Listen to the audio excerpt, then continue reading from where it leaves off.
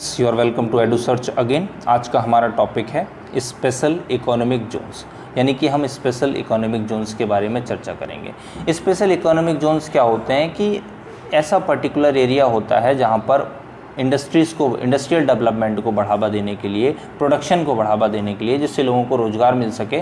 तो इसके लिए क्या किया जाता है कि सरकार ड्यूटी फ्री एरिया कर देती है। वहाँ पर जो ड्यूटी है, डिफरेंट टाइप ऑफ ड्यूटीज़ वो नहीं लगती हैं, और सिंगल विंडो सिस्टम बना दिया जाता है। यानी कि कहने का मतलब ये है कि कोई भी फैक्ट्री अगर वहाँ पर लगा रहा है और वहाँ पर प्रोडक्शन करना चाहता है तो उनको सरकार जितनी छूट दे सकती है इन एरियाज़ में दी जाती है। और ये नॉर्मल जो हमारा इंडिया की टेरिटरी है उससे अलग होती है, उसको एक फॉरेन टेरिटरी की तरह ट्रीट किया जाता है।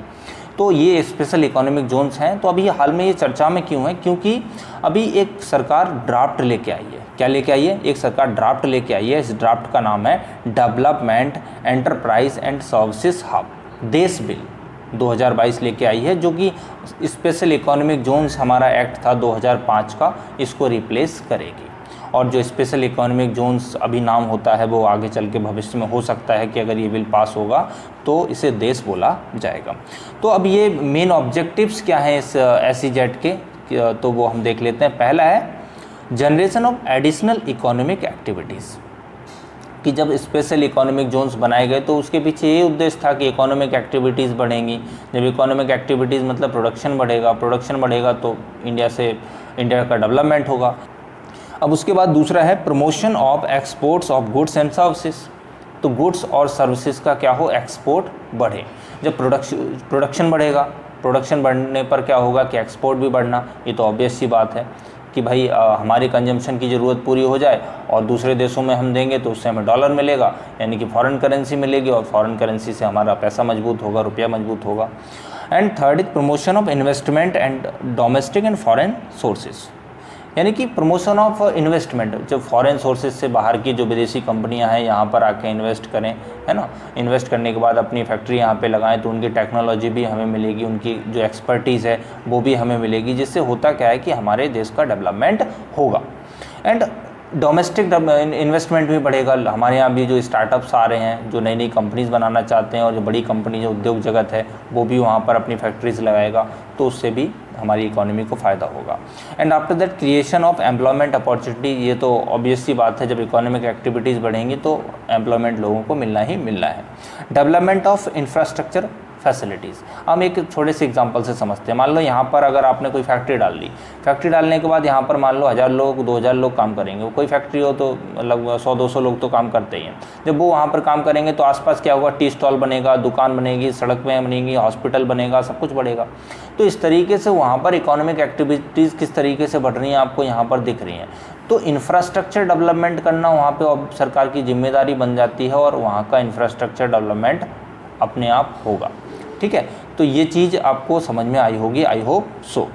अब आगे इसमें बता रखा है कि SEZ in India and their significance, यानी कि SEZ जो स्पेशल इकोनॉमिक जोन्स हैं इंडिया में कैसे हैं, इनकी स्थिति क्या है और इनका महत्व क्या है।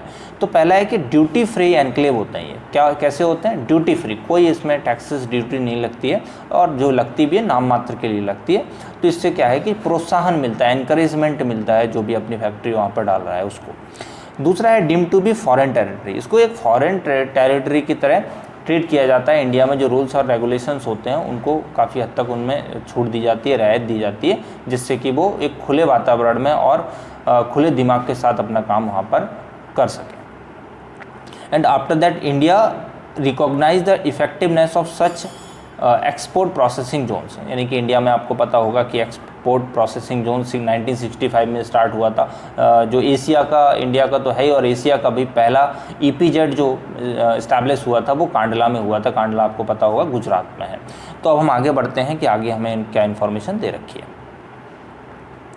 आगे बता रखा है कि 2000 में SEZ पॉलिसी आई थी, गवर्नमेंट ने इसको अनाउंस किया था कि भाई हमारे यहाँ जो इकोनॉमिक डेवलपमेंट है, इकोनॉमिक ग्रोथ है, तो उसके लिए जो स्पेशल इकोनॉमिक जोन्स हैं ये एक इंजन की तरह काम कर सकते हैं कि भाई हमारी इकोनॉमी को आगे लेके जाएंगे। तो इसलिए प्रोविज़न किया गया था, और ये हमारी फॉरेन ट्रेड पॉलिसी का भी एक महत्वपूर्ण हिस्सा रहा है।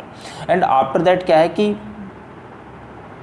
Subsequently the SEZ act was brought in 2005 यानी कि 2005 में ये एक्ट आया था और 2006 में इसके रूल्स आए थे, है ना। तो ये comprehensive stable regime on SEZ to achieve various objectives. वो ऑब्जेक्टिव्स क्या थे हमने देखे थे, इंफ्रास्ट्रक्चर डेवलपमेंट था, एम्प्लॉयमेंट था, इकोनॉमिक एक्टिविटीज़ का बढ़ना था, एक्सपोर्ट का बढ़ना था, है ना। ये सब जो है बाहर से एक्सपर्टीज मिल सके, तो ये इन ऑब्जेक्टिव्स के साथ EPZ या SEZ को इस्टेब्लिश किया गया था और इन्होंने बेहतर तरीके से, बहुत अच्छे तरीके से काम करके भी दिखाया है। इंडिया को इससे बहुत अच्छा रिजल्ट मिला है और इंडिया का एक्सपोर्ट भी बढ़ा है। तो इसमें अब क्या क्या इसमें था क्या, पहला था सिंप्लीफाइड प्रोसीजर्स, यानी कि अगर आपको SEZ कहीं पे भी डेवलप करना है या अपनी फैक्ट्री कोई लगानी है ना, SEZ बना दिया, उसके अंदर किसी को फैक्ट्री लगानी है, तो इसके डेवलपमेंट के लिए जो प्रोसीजर था वो काफ़ी सिंप्लीफाइड कर दिएगा, ऑपरेशन के लिए और मेंटेनेंस के लिए। एंड उसके बाद क्या है, सिंगल विंडो सिस्टम। भाई सिंगल विंडो क्लियरेंस सिस्टम, इस SEZ जो पॉलिसी आई थी 2005 में, हमारा एक्ट आया था, तो उस एक्ट में ये चीज़ बहुत खूबसूरत थी कि अब एक ही विंडो होगी। वहाँ पर अगर कोई पर्सन है, अगर अपनी फैक्ट्री खोलना चाहता है, तो उसको डिफरेंट लॉज के लिए, डिफरेंट कानूनों के लिए, डिफरेंट अलग अलग जाके ऑफिस में नहीं जाना होगा, उसे सिंगल विंडो में मिल जाएगा। चाहे वो स्टेट गवर्नमेंट का कोई कार्यालय हो या फिर वो आपका कोई सेंट्रल गवर्नमेंट का कार्यालय हो, तो वो एक ही जगह पर SEZ के अंदर ही होता है और वहाँ पर जाके आप सारे क्लियरेंसेस ले सकते हो। अगर आप फैक्ट्री एक अच्छे तरीके से इस्टेब्लिश करना चाहते हैं, मतलब ऑनेस्ट तरीके से इस्टेब्लिश करना चाहते हैं, तो आपको तुरंत क्लियरेंस मिल जाएगा और आप अपनी वहाँ पर इस्टेब्लिश कर सकते हैं कंपनी।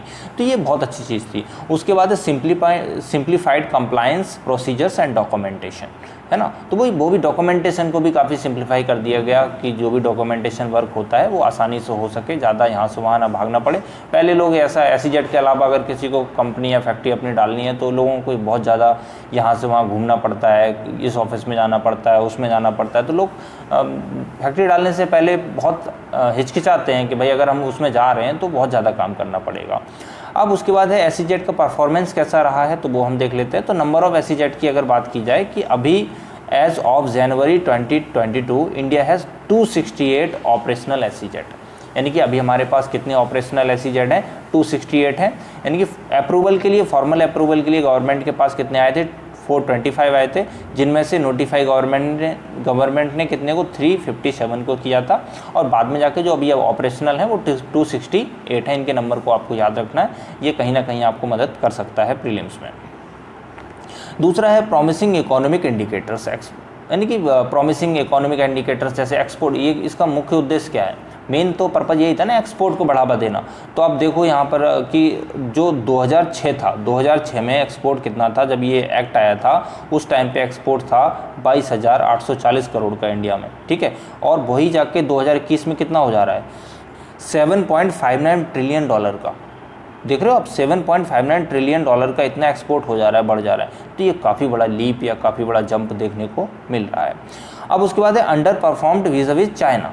तो चाइना के सामने देखो, वास्तविकता तो यही है कि अभी तो भारत नहीं टिकता है, देशभक्ति देश भावना अपनी जगह है, लेकिन रियलिटी को भी हमें एक्सेप्ट करना होता है। तो चाइना के सामने तो इस मामले में इंडिया कहीं नहीं टिक रहा है, फैक्ट यहाँ पे दे रखा है, आप रीड कर लेना। अब उसके बाद है SEZ की वजह से जो आसियान कंट्रीज़ हैं, आसियान कंट्रीज़ के अलावा और देशों में जहाँ पर टैक्सेस कम लगते हैं, वहाँ जो हमारे इंडिया की डोमेस्टिक कंपनीज़ हैं वहाँ की तरफ इन्वेस्टमेंट बढ़ रहा था और भी फॉरेन कंपनीज़ का बढ़ रहा था। तो उनके लिए इसने एक मैग्नेट की तरह काम किया, तो वो लोग भी और जगहों से आके यहाँ पर अपनी फैक्ट्री इस्टेब्लिश उन्होंने की। अब यहाँ पर आपको चैलेंजेस बता रखे हैं कि क्या चैलेंजेस हैं स्पेशल इकोनॉमिक जोन्स के सामने। तो पहला है withdrawal of tax concessions after the imposition of minimum alternate tax, यानी कि 2012 में क्या किया गया था कि मिनिमम अल्टरनेट टैक्स लाया गया कि कम से कम इतना टैक्स लगेगा। ये WTO का भी मानना है कि मिनिमम टैक्स होना चाहिए, और ये विवाद भी रहता है WTO के साथ। अमेरिका भी गया था इसको लेके, SEZ को लेके, कि जो भारत बहुत ज़्यादा टैक्स में छूट देता है, तो ये कहीं ना कहीं WTO के रूल्स के अगेंस्ट है, और इंडिया ये केस हार भी गया था, आपको पता होगा। तो मिनिमम अल्टरनेट टैक्स आया, तो भाई जो टैक्स आपने कंसेशंस दे रखा था उनका क्या, तो एक ये नेगेटिव पॉइंट यहाँ पे बता रखा है। दूसरा सनसेट क्लॉज की बात की कि कुछ सनसेट क्लॉज क्या होता है कि गवर्नमेंट अगर कोई मान लो कानून लेके आ रही है, तो उसमें पहले से ही प्रोविज़न कर दिया जाता है कि ये कानून इस तारीख तक लागू होगा और उसके बाद ये अपने आप ख़त्म हो जाएगा। तो इस तरीके के प्रोविज़न को सनसेट क्लॉज कहा जाता है। तो इसमें ये क्या व्यवस्था की गई है कि भाई 5 साल तक, 10 साल तक, 15 साल तक आपको कुछ परसेंटेज या 100%, 50%, 25% छूट दी जाएगी, लेकिन एक टाइम के बाद जब आपकी वहाँ पे कंपनी को टाइम हो जाएगा फैक्ट्री को काम करते हुए, तो फिर आपको टैक्स में जो कंसेशंस दिए जाते हैं, एग्जेम्पशंस दिए जाते हैं, वो नहीं मिलेंगे। तो ये एक नेगेटिव पॉइंट यहाँ पर बता रखा है, जिसमें क्या है, SEZ units enjoy 100% income tax exemption. SEZ जो है वो 100% टैक्स एग्जेम्पशन लेती हैं, कब तक? एक्सपोर्ट पर 5 साल तक, 50% अगले 5 साल तक, है ना, and 50% of the प्लोड back export profit for next 5 years. यानी कि जो भी उनको आगे भी एक्सपोर्ट से प्रॉफिट हो रहा है, तो प्रॉफिट पे उनको 50% देना पड़ता है अगले 5 साल तक। तो देख रहे हो आप कि विनोद कि मतलब पहले कितना था, 100%, फिर उसके बाद 50%, इस तरीके से कम होता जा रहा है। तो ये सनसेट क्लॉज की वजह से ऐसा होता है। अब उसके बाद क्या है, अंडर यूटिलाइज्ड और vacant parcels of land under the SEZ due to sector specific restrictions. भाई SEZ अगर जहाँ तक मैंने तो देखा है, आपने भी देखा होगा, SEZ में होता क्या है कि बहुत बड़ा एरिया होता है, वहाँ पर इतना बड़ा एरिया है कि फैक्ट्रीज कुछ लगी हुई हैं, लेकिन फालतू की बेकार ज़मीन पड़ी हुई है, किसी काम में नहीं आ रही है वो। तो ये भी इसका नेगेटिव है। और उसके बाद क्या, WTO के साथ जो डिस्प्यूट है अमेरिका का, भी मैंने आपको बताया था कि अमेरिका भी लेके गया था कि SEZ में बहुत ज़्यादा छूटें दी जाती हैं, कंसेशंस दिए जाते हैं, जिससे कि जो WTO के रूल हैं उनके साथ इनकन्सिस्टेंट है, उनके साथ मेल नहीं खा रहा है। तो ये डिस्प्यूट भी WTO का बना रहता है। उसके बाद है policy inconsistencies and other issues in them. कुछ एग्जांपल्स दे रखे हैं कि पॉलिसी में भाई इनकन्सिस्टेंसी कहाँ पर है, जैसे need for payment of full customs duty on final product for domestic sales. अगर डोमेस्टिक सेल कराएगा, आप एक्सपोर्ट नहीं कर रहे हो, आप अंदर ही सेल कर रहे हो, तो उस पर भाई जितनी ड्यूटी लगती है आपको पूरी देनी पड़ेगी। यहाँ पर तो केवल एक्सपोर्ट की बात की गई है, एक ही है। दूसरा, requirement of payment in foreign exchange for services provided by SEZ units to domestic tariff area. इसका कहने का मतलब ये है कि जो SEZ है उसके बाहर का जो भी एरिया है इंडिया के अंदर ही, तो वहाँ पर भी जो एक्सचेंज है, फॉरेन एक्सचेंज है, तो वो भी बाहर की करेंसी में करना पड़ता है, यानी फॉरेन करेंसी में एक्सचेंज करना पड़ता है। तो एक ये भी समस्या आती है। And after that limited states role as most decisions are made by the commerce department at the centre. यानी कि यहाँ पर जो मोस्ट ऑफ द डिसीजंस हैं वो किसके द्वारा लिए जाते हैं, सेंट्रल गवर्नमेंट के द्वारा लिए जाता है। स्टेट का रोल यहाँ पर लिमिटेड है। ओके, तो एक ये भी कहीं ना कहीं समस्या आती है, और वो स्टेट में ही काम करते हैं, जाएंगे कहाँ, लेकिन जो अथॉरिटी दे रखी है वो सेंट्रल गवर्नमेंट को दे रखी है। इसके बाद है SEZ को भाई ज़रूरत है कि उसका जो फॉरेन एक्सचेंज है वो पॉजिटिव होना चाहिए। जो नेट फॉरेन एक्सचेंज है, यानी कि इम्पोर्ट एक्सपोर्ट की तरफ से देखा जाए, तो उसमें भी आगे काम करने की ज़रूरत है। तो ये हमने इसके बारे में देख रखा है। Benefits of development enterprise and services hub. भाई अगर ये देश बना रहे हो तो इसके बेनिफिट्स क्या होंगे, फ़ायदे क्या होंगे? तो फ़ायदे क्या हैं? पहला है boosting domestic manufacturing, trading and services activities. यानी कि जो डोमेस्टिक मैन्युफैक्चरिंग है, ट्रेडिंग है, एक्सपोर्ट है, वो बढ़ेगा। दूसरा है एम्प्लॉयमेंट, रोज़गार मिलेगा लोगों को। रोज़गार के अलावा इन्वेस्टमेंट आएगा यहाँ पे। इन्वेस्टमेंट के अलावा इंफ्रास्ट्रक्चर डेवलपमेंट होगा, है ना। ग्लोबल सप्लाई चेन से हम जुड़ सकेंगे, जो भी ग्लोबल सप्लाई चेन है नहीं, तो उससे जुड़ सकेंगे। इसके अलावा रिसर्च और डेवलपमेंट को बढ़ावा मिलेगा। फेडरलिज्म को बढ़ावा मिलेगा इससे। फेडरलिज्म मतलब स्टेट को भी इसमें इन्वॉल्व किया गया है, तो स्टेट की भी इसमें भूमिका को बढ़ाया गया है। जो कि SEZ में हमने देखा था वो ज़्यादातर डिसीजन सेंट्रल गवर्नमेंट लेती थी, बट यहाँ पे स्टेट की भूमिका को भी निर्धारित किया गया है, इसलिए फेडरलिज्म या संघवाद को भी बढ़ावा देगा। अब उसके बाद क्या है, मैन्युफैक्चरिंग और एक्सपोर्ट को कॉम्पिटिटिव बनाने की इसमें बात की जाएगी कि वर्ल्ड लेवल पे जो है उसको कॉम्पिटिटिव बनाया जाए। अब देश के जो प्रोविजंस और इसके बेनिफिट्स क्या हैं वो यहाँ पर हम देख लेते हैं। क्या है प्रोविजंस और उसके बेनिफिट्स?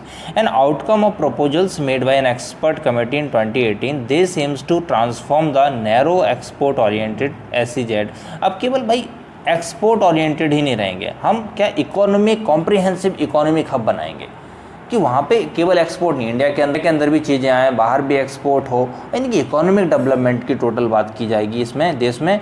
जो SEZ है यहाँ पर इसको रीनेम किया जाएगा, इसका नाम क्या हो जाएगा, देश हो जाएगा। अब ये क्या करेगा कि इंफ्रास्ट्रक्चर जो भी अवेलेबल है उसको ऑप्टिमली यूटिलाइज़ करेगा, वहाँ पर जो भी लैंड है उसको ऑप्टिमली यूटिलाइज़ करेगा, जिससे कि वहाँ पर आर्थिक गतिविधियाँ बढ़ सकें और एक्सपोर्ट भी बढ़ सके, कॉम्पिटिटिवनेस भी बढ़ सके। अब इसमें क्या किया जाएगा, पहला है पार्सल डिनोटिफिकेशन। अब जो लैंड वहाँ पर बेकार पड़ा हुआ है, जगह बेकार पड़ी हुई है, तो उसको SEZ से डिनोटिफाई किया जाएगा कि भाई इसको बाहर करो, इसको और जो अदर एक्टिविटीज़ हैं उनमें काम में लाया जाए, है ना। तो उस पर ध्यान दिया जाए। इसी तरीके से वेयर हाउसिंग के लिए अभी पहले ही से बता दिया जाता है कि ये पर्टिकुलर एरिया है, ये वेयर हाउसिंग के लिए वो खाली पड़ा हुआ है, तो उसको भी पहले से रख के नहीं रखा जाएगा, कि उसको अलग कर दिया जाएगा, वहाँ पर और अदर एक्टिविटीज़ चलेंगी, उसको यूटिलाइज़ किया जाएगा। Easier selling in domestic markets with duties. कहने का मतलब यही है कि अभी क्या है कि आपको पूरी ड्यूटी देनी पड़ती है अगर आप SEZ में कोई प्रोडक्ट बनाते हो और इंडिया में ही उसको लाते हो। बाहर के लिए तो छूट है पूरी, बट अंदर नहीं है, तो आप उसमें भी छूट दी जाएगी। और इसके अलावा जो अभी मैंडेटरी है, ये पेमेंट की व्यवस्था ऐसी है कि आपको फॉरेक्स में, फॉरेन एक्सचेंज में ही करना पड़ेगा, बट पहले अब ऐसा नहीं होगा।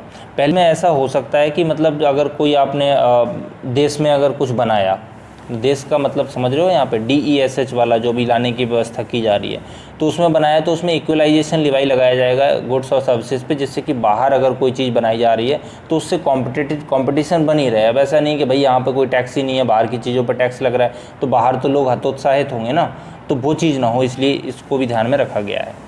अब उसके बाद क्या है, सिंगल विंडो पोर्टल, वो तो बताने की ज़रूरत नहीं, आपको पता है। और उसके बाद है removal of need to become net foreign exchange positive. अब बाद में जो अभी हमारा जो नेट फॉरेन एक्सचेंज है उसको पॉजिटिव करने की बात की गई है। और एक्टिव स्टेट पार्टिसिपेशन, यानी कि स्टेट्स के भी पार्टिसिपेशन को इसमें बढ़ावा दिया गया है, by allowing them to directly send recommendation. मतलब वो तो जो भी उनकी अनुशंसाएँ हैं, रिकमेंडेशंस हैं, वो डायरेक्टली वो भेज सकते हैं। एंड आफ्टर दैट क्या है, WTO कंप्लायंस, यानी कि WTO से भी कंप्लायंस जो है वो इसमें ध्यान रखा जाएगा कि डायरेक्ट टैक्स इंसेंटिव्स न दिए जाएं उनको, जिससे कि हमारा केस गया था WTO में, हम उसमें हारे, तो इससे क्या है इंडिया की छवि भी ख़राब होती है, तो उसको भी ध्यान में रखा गया है। एंड कंक्लूज़न क्या है, कंक्लूज़न की तरफ हम बढ़ते हैं कि कंक्लूज़न क्या दे रखा है। अब इसके बाद कंक्लूज़न है। कंक्लूज़न में बता रखा है कि इसमें एक समस्या बता रखी है कि सनसेट क्लॉज के बारे में कोई बात नहीं की गई है कि इसको आगे बढ़ाया जाएगा या ख़त्म किया जाएगा, तो इस पर भी क्लियरेंस की ज़रूरत है कि इसको भी क्लियर किया जाए। इसके अलावा जो स्टेट गवर्नमेंट है, सेंट्रल गवर्नमेंट है, इंडस्ट्रीज़ हैं, मार्केट है, ये सब मिल के इस तरीके से काम करें कि जो ये हमारा देश है उसका अच्छे से डेवलपमेंट हो सके और एक्सपोर्ट बढ़ सके, इकोनॉमिक एक्टिविटीज़ बढ़ सकें और जो भी एम्प्लॉयमेंट है लोगों को मिल सके। तो इस तरीके से हमने ये पूरा टॉपिक डिस्कस किया। So thank you very much.